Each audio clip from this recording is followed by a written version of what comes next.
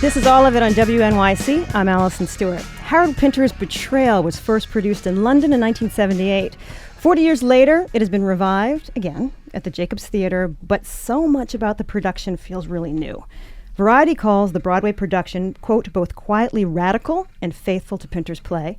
And the New York Times says Betrayal has never been done full justice on Broadway until now. The play begins with the end of its story, the story of a 9-year affair. It opens with Emma and Jerry 2 years after their affair has ended. Emma's in the midst of splitting with her husband, Robert, Jerry's longtime best friend. From that ending, the play rewinds in time, stopping to highlight the betrayals that occur between these three characters. The unhappy end of the affair, then Robert's discovery of it, and then how the whole thing actually started. The Jacobs Theatre revival of Betrayal opened earlier this month after a critically acclaimed run in London. The set is stark, it's uncluttered, and it's deceptively simple.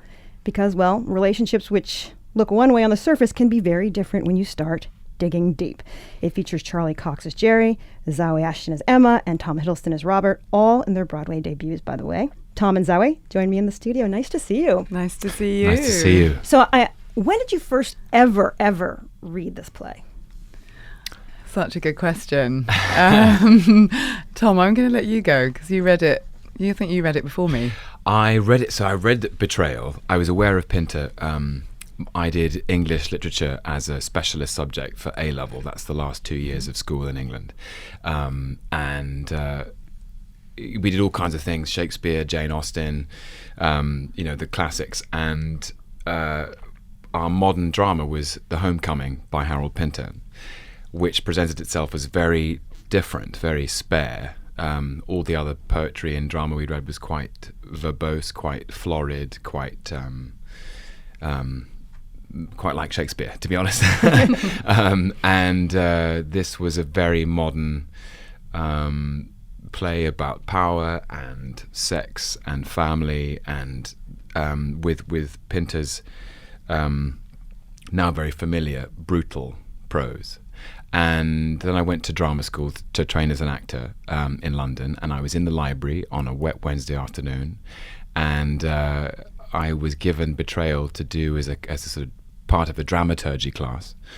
And I sat in the library and opened it, and then I just sat on the floor and read it. And I was 21, this must be 2002, and thought, wow, that's a really interesting play about relationships and about intimacy, and I'm far too young.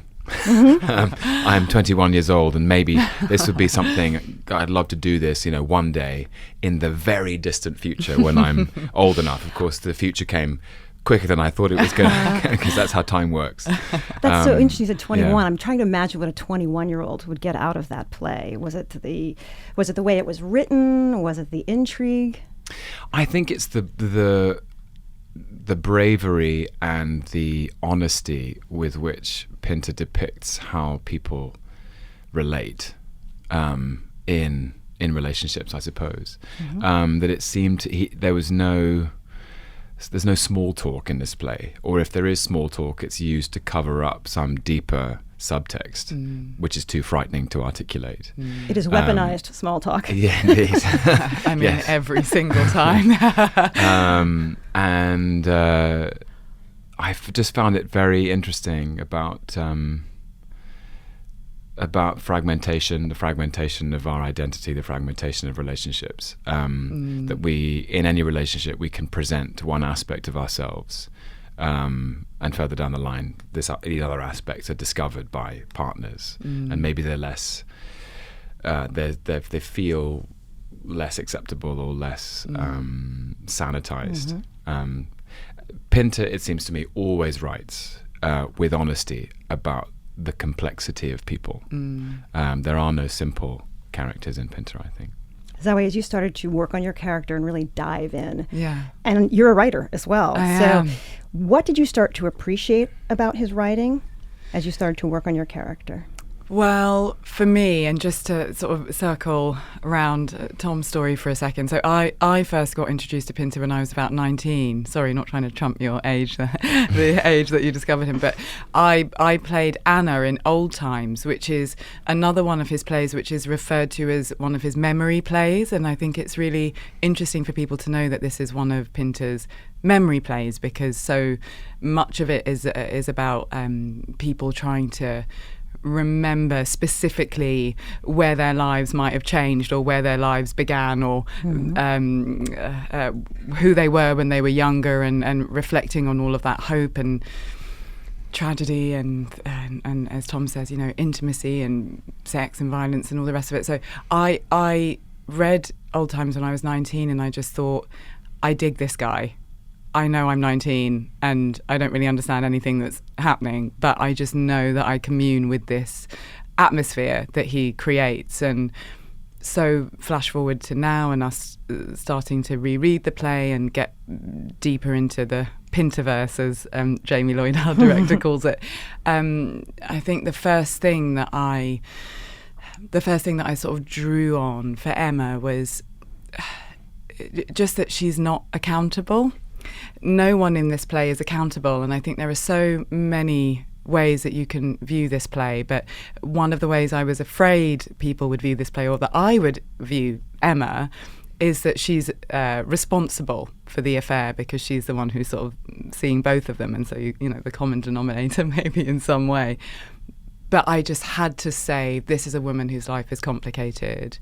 These are two men whose lives are very complicated. These are three people who are so layered and complex and emotional and lonely and passionate, that how could they not, in a weird way, form this triangulation? So yeah, getting rid of the judgment, I think, is always the first thing with Pinter, because his characters are brilliantly despicable in so many ways. I have to ask about the physicality. You both have really interesting presence on stage. For the first, I want to say 20 minutes, Tom, you are so still. You are. You love that bit. You are aggressively still. It's an interesting description. Yeah, well, one of Jamie's great ideas for our production was to have all three of us on stage at the same time, to represent the guilt in the minds of each couple, whether it's Robert and Jerry, Robert and Emma, Jerry and Emma, that the other person is present on stage as an object in the mind, physically. And it's a very curious feeling, because I know that in the first scene, it's between Jerry and Emma, and I'm not in it, but I'm also waiting to enter the drama. And I know, as an actor, you know the scene's not about you, so you're not trying to pull focus, but at the same time, you know that some people's eyes are going to be directed that way. And you have a purpose. Yes, I do. Well, the purpose is I think as this representational thing, is to say this character's still here, this character still exists, is alive, is moving around in the world, and will be affected by the consequences of this scene that's playing out. And then throughout the play, the character, I start quite far away in the first scene, but actually as the play goes on, we all get closer and closer together. Like planets kind of moving around the sun. There's a moment where people are just almost too close for comfort. And it's a curious discipline to be passive and alive at the same time. To be kind of just to be receiving the energy that's coming back from the other two. But it's one I really enjoy, because it feels like there's Zawe's use of the word triangulation is really important, I think. It feels like there's a charge between the 3 points in this triangle that is never broken. And it keeps being passed around, and that's the substance of this affair, is that Jerry was best man at Robert and Emma's wedding, and so the betrayal exists on so many levels. Jerry is someone Robert and Emma trusted to be the bearer of the rings at their union. And now Jerry and Emma are having this affair, and then as the play rewinds the clock, Pinters' interest is in all the different levels of betrayal. There's the obvious one, the betrayal of Robert by Jerry or Robert by Emma, but also the betrayal of Jerry by Robert, because Robert doesn't reveal that he knows. The betrayal of Emma by Robert in some way. There must have been a betrayal, otherwise she wouldn't have felt there was a vacancy. Robert and Jerry are both they both work in literary circles. Robert is a publisher, Jerry is a literary agent. And there's a section in the play where Robert reminisces that they were at Oxford and Cambridge together as editors of poetry magazines, but now they make a lot of money off modern prose authors whom they don't especially respect. And so there's the betrayal of poetry by prose, or the betrayal of the younger self by the older self. And ultimately, I think Pinters expressing a basic truth, which is the betrayal of self, that each of these three characters, Robert and Emma and Jerry, in some respect betray themselves, their truest self, their most authentic self. And there's a sadness in that. But also an absurdity. I think Pinter's aware that with the reason he winds back the clock is that time itself and the passing of time changes one's relationship to pain and to trauma. And that the more time passes, the more one can almost see that there's so many absurdities about life, and because we can't control it, life happens. And when you look back, you think, well, there's nothing I can do about it now. My guests are Tom Hiddleston and Zawe Ashton. We're talking about Betrayal, which is currently on Broadway at the Bernard Jacobs Theatre. I want to talk about this is going to be weird. I don't mean this weird. No, please be weird. Your feet? Yes. You act with your feet a lot. You're very feline, Thank you. In the good ways and some of the bad ways that we don't like cats. No, we must be multidimensional. This is good. So I'm interested in how you wanted to be physically as Emma, because in some ways she is a bit underwritten. Yeah, some ways. Interesting. I will be controversial and say I don't agree with that statement, but I would like to talk to that point. And thank you for saying that about my physicality. I think, just as Tom was saying, these are three characters who someone described to me who came to see the show are in a constellation together, which I think is a really beautiful way of putting it. It's the moon and the stars and everything in between, and they exist because each other exists. The affair exists because they're all in it together. And weirdly enough, as soon as the affair, you said this the other day, as soon as the affair ends, it all falls apart, even the marriage, because the affair holds up the marriage and blah, blah. So I think physically, once we were all in the space together and rehearsing, it's a very interesting thing to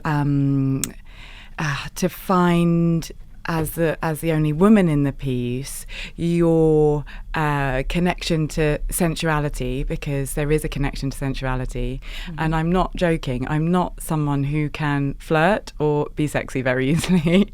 Okay, I have two modes. I'm either running away from you, going, I don't like you, or I'm or going like, hi, I love you, and then the other person runs away. So those, so sensuality and all of the mystique that comes with that is actually quite hard for me to access.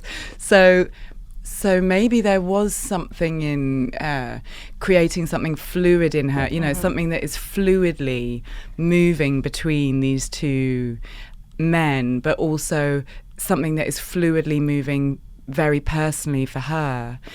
The reason why maybe I don't agree with the statement that she's underwritten is there is this real sense that Emma will somehow move on into the future, that her river will continue to flow past these two men, and that actually there is something about Jerry and Robert that stunts them in some way, that they actually won't move that far beyond the beginning/end of the play. And that's where I think the bare feet come in as well. I I just wanted to rehearse in bare feet. I knew that I just had to be close to the ground and also embrace something of the 70s bohemia about the play. This play was written in 78, and as you kindly said at the beginning, it does feel like it lends itself completely to a modern context now. But there's just something of the bohemia at that time. It was real. Sharing lovers and creating spaces where you talked about literature and poetry and art, and I knew I had to be connected to the 70s Emma as well as the modern Emma, and so maybe that's where the physicality and the and all those aspects that you're pulling out come from. What about silence? What were the conversations with Jamie Lloyd, the director, about these long silences? Well, Pinter writes them in. I thought you were going to give a long silence before you answered that. That would have been very meta. Just to give an example. How well did they go down on radio, long silences? I don't know. But Pinter was very specific about very few things. And he didn't mind what directors and theatre practitioners did with his plays on the condition that the words he wrote were respected. And he writes what the characters say, and he writes in pauses and silences, almost like a musical score. That there are rests in the score where you have to allow there to be no words, no sound. And somebody said that he once was on the record saying a pause is possibly when one character has decided not to say the thing they were going to say, or they're expecting the other person to speak. And a silence is a period of time after which both characters are irreversibly changed. And it may be that there is a truth that is so dangerous it cannot be spoken, or because the stakes are so high. Maybe one relationship is in the balance and the silence must be allowed to stand because both characters are trying to fight to keep the relationship alive. And so really, Jamie Lloyd, our director, encouraged us to be brave about these silences and to connect to whatever that inarticulable truth might be that feels so raw and so dangerous that it can only exist in a silent space. And it might be something to do with sadness or anger or despair or loss or grief, or it might be a seductive silence. It might be anything really. And so trying to be brave enough to connect to the thing that can't be spoken, I suppose. And hope that is transmitted across the footlights into the audience, and they go, yeah, okay. They are really challenging. They're challenging for us, and I think they're challenging for an audience. And again, that's Pinter at his most confrontational. He kind of, I think so much of his work sort of dares you to look away or to cough or have your mobile phone go off. I'm joking. But it's daring you to really sit with us and sit with yourself at the same time. And the more and more time passes in the silences, you can sort of atmospherically feel that happening. And funnily enough, being on a strip with so many incredible musicals and musical pieces, I feel like the silences and pauses are almost like when people burst into song in a musical. It's like words aren't enough anymore, and now we need to communicate through song. And it feels the same with the pauses and the silences, that words can't actually do the job anymore, and you need to go into this very, very different space. He chooses them so delicately. There's one, just an example, there's a central scene between Robert and Emma where Emma confesses to the affair with Jerry, and there's a few lines in exchange, and Emma says, "I'm sorry," and Robert says, "Sorry." Silence. Where does it take place? So in that silence, Robert is trying to find a mechanism, I think, to just get not to be overwhelmed by the emotion and simply trying to now get the bare bones of the facts. Like, just tell me what I need to know. I now just need information. I know that you have told me, Emma, my wife, I've been having an affair with my best friend. And rather than allow this emotion to overwhelm me, I now just want information. And yet, in the silence, a well of emotion probably arises, which he then has to manage, as it perhaps would in life, I guess. How do you manage American audiences? Fabulous. With the silence, are they okay with the silence? Because silence makes people some people uncomfortable. It really does, and again, it makes us uncomfortable. It's really, we've done so many performances of this amazing play now, and each night is different. Each night is a new challenge and a new excitement, and we haven't run out of that. Everyone sort of asks me, when you're on the side of the stage not saying anything, are you sort of putting your shopping list together? And I go, absolutely 100% not. There is no hiding place really in this play, and as you say, it's completely stripped back. We have a couple of chairs and some beer bottles and a bottle of wine and some melon, but there really is nowhere to hide, and it's as exposing for us as the audience. And the audiences here have been incredible, haven't they? They've been amazing. The reactions here are so brilliant, and they're real markers sometimes as to whether people are still with us and whether the sort of the unravelling and the unveiling of certain really, audible deep plot points are working. It's really so enjoyable satisfying. when you hear almost 1,000 people go at the same time. Yeah, because they go, "Oh, this is going to get intense now." Yeah. My favourite was a guy in the audience who went, "Oh man," when Jerry said, "Oh, I don't know, she's your wife." Anyway, that was my particular favourite. If you are that person, phone in. The name of the play is Betrayal. It's at the Bernard Jacobs Theatre. Tom Hiddleston and Zawe Ashton, thank you so much for joining us. Thank you so much. Thanks for having us. Thank you. This is all of it.